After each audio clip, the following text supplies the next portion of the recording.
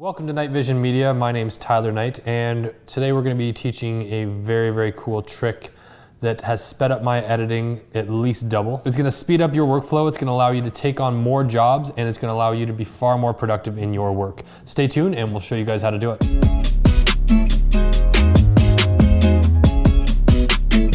So traditionally in video editing, the way that you would organize and cut down your clips is you drag your clip onto the timeline, find the spot that you want to work with, use the cut tool, and then use the ripple delete tool, which is a process that can take anywhere from 4 to 5 steps to get a clip down to the length that you want it to be.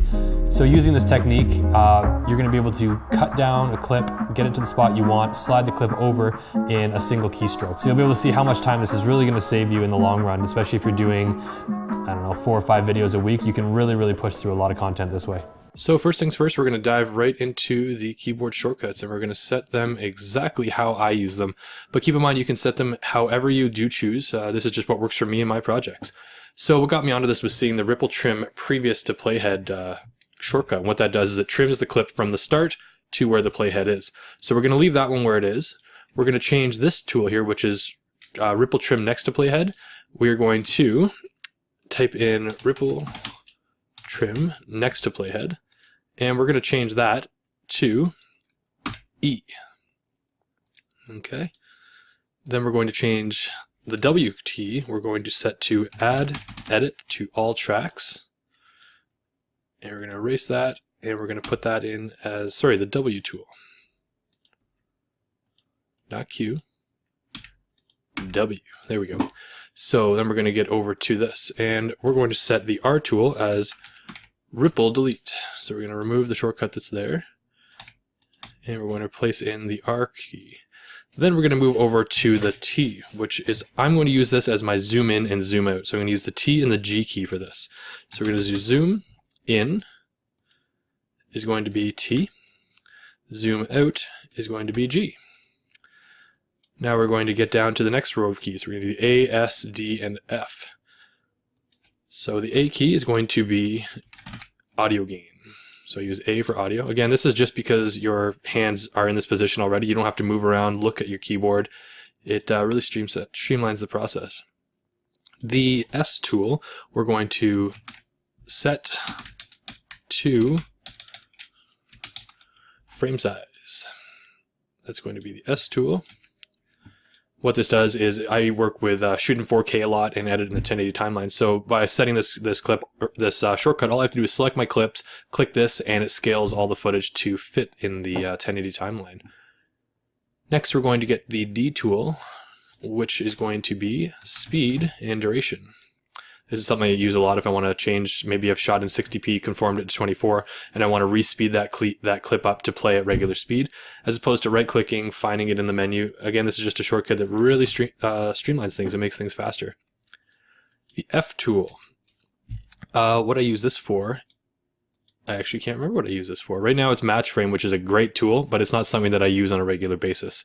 So we are going to set this to nested sequence. That's what it was. So we're going to change that to nest, and we're going to put F in there. So now if you have multicam footage like we do have here, you can select everything and hit F, and it will create a nested sequence, as opposed to, again, right-clicking, searching on the menu for it. I also use the Y tool as well. I'm going to do this as enable multi-camera. And that's pretty well all I use in the meantime. I'm going to leave the H for hand tool because it is something that you do need to use every now and again. But again, these are the shortcuts that I've set up, and I'm just going to hit OK. Now when we go back in here, it's going to show these updated ones. So we have Q is add edit before the Playhead. W is splitting that track all the way down. So what it's going to do though is it's going to split your audio tracks, any video tracks you have. You could set that to just doing an add edit to one track, but I like to set things to all of them while locking the audio track for my edits.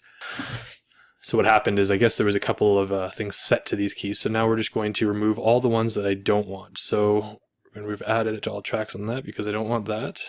I guess when you do set these, you need to make sure that you clear what was previously there, okay? Zoom out, speed duration, set to frame size, track select. We're going to get rid of that as well so that that is set as audio gain. And we're going to get rid of all of the other options for these as well. So that's set to nest, that's fine. And we'll get rid of match frame 2 and zoom out instead of record.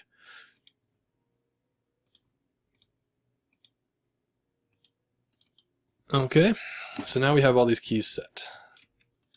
So now what we're going to do is we're going to show you how these shortcuts can speed up your editing. So what I'm going to do is I'm going to select just this bottom track here. It's just the wide angle, really easy to cut. So what I'm going to do is move to the position I want. I'm going to use the Q tool, and it's going to delete from the front of the clip to the point of the playhead. Next, I want to split the clip here. I don't like any of this stuff. I want the next part to start here. Again, I can press the Q tool. Then I'm going to split it here again and here. I don't want any of this stuff in the middle, so I'm going to click it and press the R tool, which is the ripple delete. So it removes the clip and shifts it over in one key press. So we're just going to backtrack here, and I'm going to show you how quickly we can cut these clips down. I'm going to split that. We're going to remove the start, split it again, remove it. I like that section here. I know I don't like any of that, so I'm going to ripple delete that. And I know the rest of the ending is not going to be used, so I'm going to use the E tool and remove from the end to here. So now we've cut that down in a matter of 4 or 5 button presses as opposed to the process that you would have had to go through before. Now, using some of the other shortcuts, we're going to reset everything here. These are all synchronized already. They're all lined up through the audio for our full production here that we were working on. This is all edited, done, ready to go. But the starting process, again, is to sync everything. So we're going to sync it. Now we're going to select everything and hit the F key. And we're going to name this test nested. And now we have a nested sequence. Now what I want to do is enable multicam for that sequence. Again, normally you would right click, multicamera, enable. So it's a 3-step process. All I have to do is click this and press the Y tool. And now we have multicamera ready footage, just like that, by one single button press. So you can see how fast these can really work. Now let's say I wanted to do some audio work. So I'm going to pop back into the original sequence here. I want to bump up the gain on this clip here. It seems a little bit low. Normally I would go right click, audio gain, adjust the amount, and good to go. All I have to do now is click it and press the A tool. Again, we're just saving a little bit at a time, but it does add up when you're working hours at a time. The scale to frame shortcut, again, is the same thing. All I have to do is press the S key. And again, you can see all of these different shortcuts and how they work. But make sure, everybody, if you have any questions, to comment below, and we'll try and get back to you as soon as possible. But I hope you enjoyed the tutorial, and I hope you learned quite a lot. Thanks so much for tuning in. I hope you walk away with the knowledge that you came here for. It's going to take a little bit of getting used to with the keystrokes and the shortcuts, but I promise you, you're going to save a lot of time in the long run. And make sure to tune in next week for next week's video. Thank you.